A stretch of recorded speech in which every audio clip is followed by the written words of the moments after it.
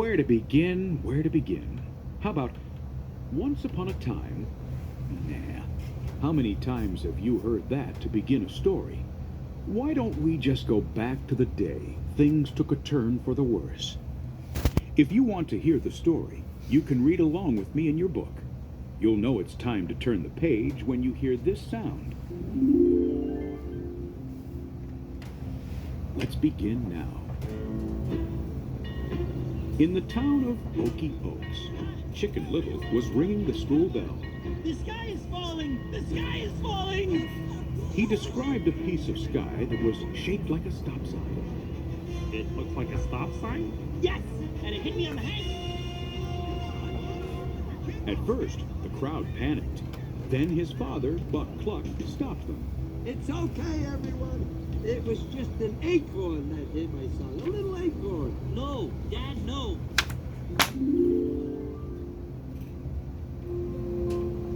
A year later, everyone was still laughing at Chicken Little.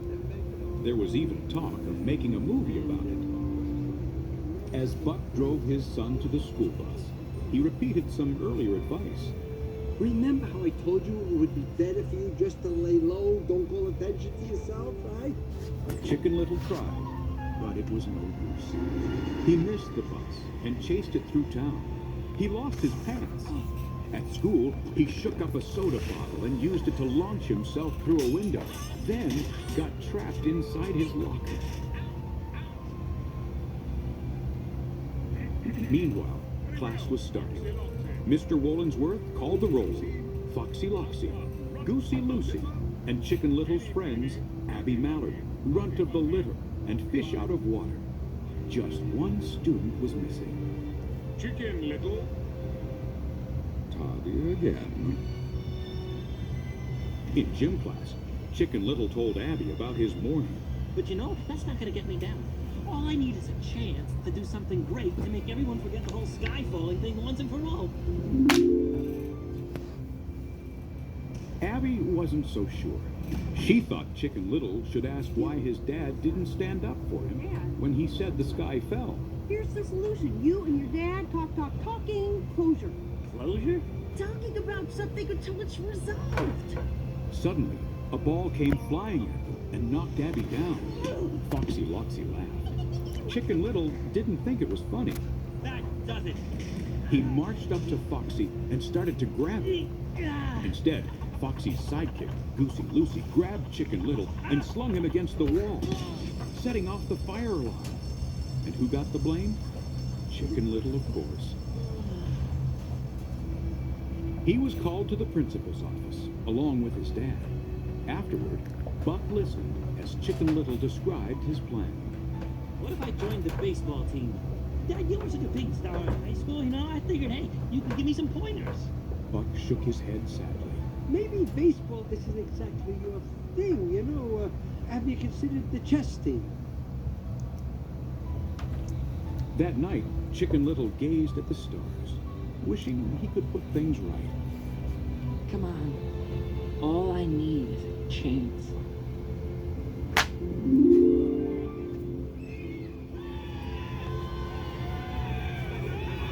Chicken Little signed up for the baseball team, the Acorns, but it didn't go well. He sat on the bench, and the star was Foxy Loxy. When the big game rolled around, he was still on the bench. Late in the game, the Acorns needed a hit to tie the score, and the only batter left was Chicken Little. The crowd groaned. He looked up in the stands at his father. It won't embarrass you, Dad. Not this time. Chicken Little swung at the first pitch and missed badly. Strike one. And again. On the third pitch, he closed his eyes and hit the ball. Buck cheered, then yelled advice when he saw his son take off in the wrong direction. No, not that way. Run the other way. Chicken Little turned and headed back toward first. The runner scored, tying the game. When a cow outfielder fumbled the ball, Chicken Little headed for second, then third. Buck cheered him on. Yes! Then the crowd gasped. Chicken Little was heading for home. Foxy ran beside him. Go back! You're never gonna make it! Meanwhile, the ball was stuck on the cow's horn. So the outfielders picked up the cow and raced to the plate. Chicken Little slid. The cow tagged him. The umpire signaled, "You're out!" But when the umpire brushed off the plate, Chicken Little's toe was touching it. Safe! The runner is safe! Buck raced onto the field. We won! We won! That's my boy out there!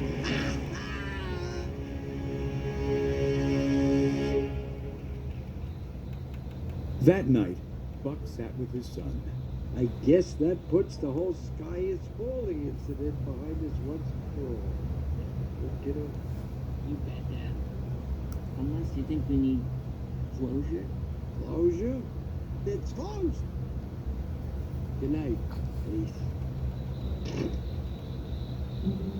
After Buck left, Chicken Little gazed at the stars. One got bigger and bigger, then flew right through the window and knocked him to the floor. It could only mean one thing. A piece of the sky? Shaped like a stop sign? Not again! Chicken Little called his friends and showed it to them. It was actually an electronic panel that took on the look of its surroundings, making it appear invisible. Abby examined it. Okay, let me guess. You haven't told your dad yet. Abby, please. This is exactly what fell on me the first time. There's no way I'm bringing this up again with him. Fish noticed a red button on the panel. He pushed it, and the panel rose into the air. Fish hopped on and went zipping out the window. Runt, Abby, and Chicken Little went racing downstairs to follow, and Buck saw them. Wait, whoa, son, where's the fire here? Abby stopped, Chicken Little has something to tell you. but Chicken Little wasn't ready to discuss it. Gotta go, Dad, bye. They chased the panel across town to the baseball field, where it spun faster and faster. Suddenly, the field was bathed in bright light, and a spaceship appeared. A hatch opened. Two mechanical creatures emerged. Runt stared. Poor fish! He's gone! Gone, man! Not yet! Abby pointed to the top of the ship. There, waving excitedly, was Fish.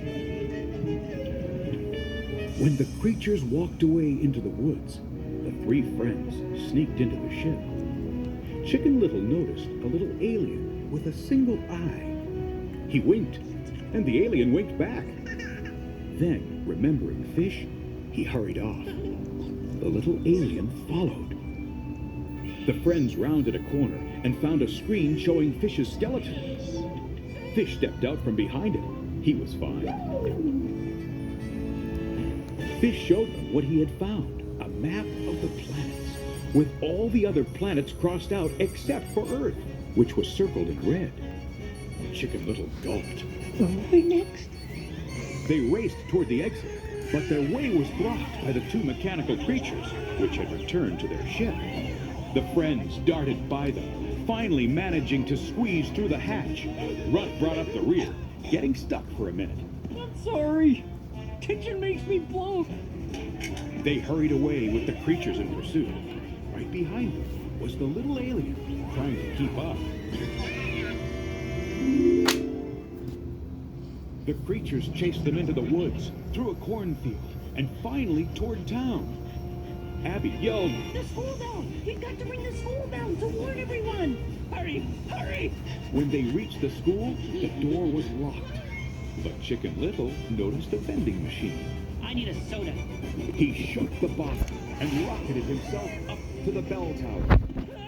Chicken Little reached for the bell, then remembered the last time he had rung it. Did he really want to go through that again?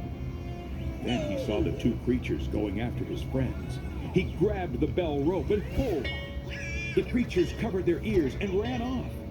Meanwhile, a crowd of people advanced on the bell tower. Chicken Little, you better have a good explanation for this. He told them about the spaceship. Follow me! Come on, hurry! Hurry!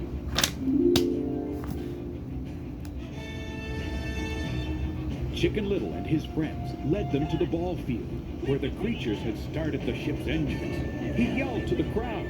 Come on, if you don't hurry up, you're gonna miss it. A moment later, the crowd reached the field. The ship was gone, and there was nothing to see. Someone grumbled. No, it's the acorn thing all over again. Abby spoke up. No, wait, there were aliens. Chicken Little turned to his father. Dad! Dad!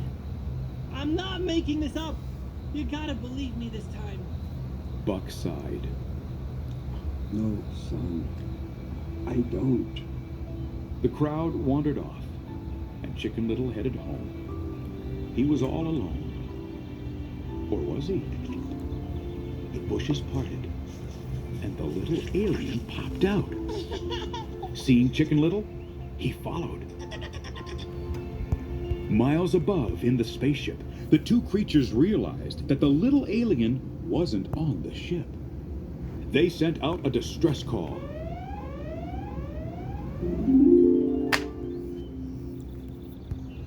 When Chicken Little got home, Abby and the others were waiting. If there was ever a time to talk to your dad, it's now. It's too late for that. He turned away, and there behind him was the little alien. Chicken Little winked like before.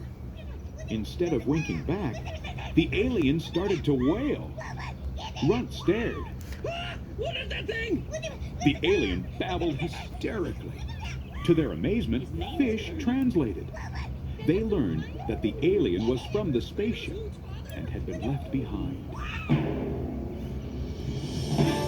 Suddenly, the ground began to shake, and spaceships filled the sky. Chicken Little noticed the alien making happy sounds. Those are your parents? And they brought the Galactic Armada? The alien took off toward the ship, running right into traffic. Chicken Little yelled. Watch out for the kid! Don't hit him! The town was in a panic. People tried to run, but an army of mechanical creatures blocked the way. When Foxy threw a rock at one of them, she was zapped by a light beam and disappeared. Buck found Chicken Little and grabbed him.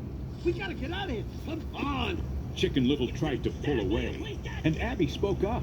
Will you two stop messing around and deal with the problem? Chicken Little faced his father. You're never there for me. You've been ashamed of me ever since the acorn thing happened. You're right.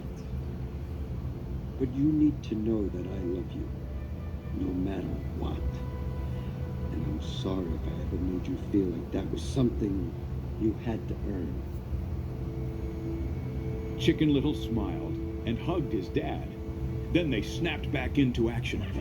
The alien pointed. Chicken Little saw a ship over Town Hall. Oh, is that your parents? Chicken Little told Buck his plan. All we have to do is duck and weave through traffic and make our way through town square while avoiding the death rays from those alien robots. Then we get to Town Hall, climb up to the highest point of the roof, and give the kid back to its parents. Yeah!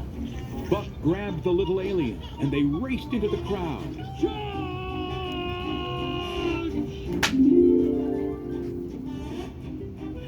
When they reached Town Hall, a robot blocked their path. Buck turned to Chicken Little. Okay, son, now what? Just then, Abby, Runt, and Fish sped by in a fire truck, grabbing their friends just before the robot blasted them. The truck crashed into Town Hall, and Chicken Little jumped out along with Buck. Taking the alien, they charged up to the roof. Chicken Little climbed to the top and held out the alien. Here's your kid! Look over here! A green beam shot out. Chicken Little, Buck, and the alien disappeared. They reappeared inside the ship. A voice boomed. Release the child. Buck immediately let go, and the alien scampered off. The big voice continued. You have violated Intergalactic Law 90210, a charge punishable by immediate particle disintegration. A moment later, a softer voice spoke. Melvin, honey, turn off your big voice. Turn it off. Yes, dear. The voices were Melvin and Tina, the aliens' parents. Tina explained that on vacations, they stopped here every year. I mean, where else would we have picked our acorns? They apologized for the full-scale invasion and then used their beams to restore the town and everyone who had disappeared. As the aliens prepared to leave, a panel fell off their ship, and it was shaped like a stop sign. Tina sighed. There goes that panel again. Seriously, honey, someday it's going to hit somebody on the head. The ship soared off into the sky.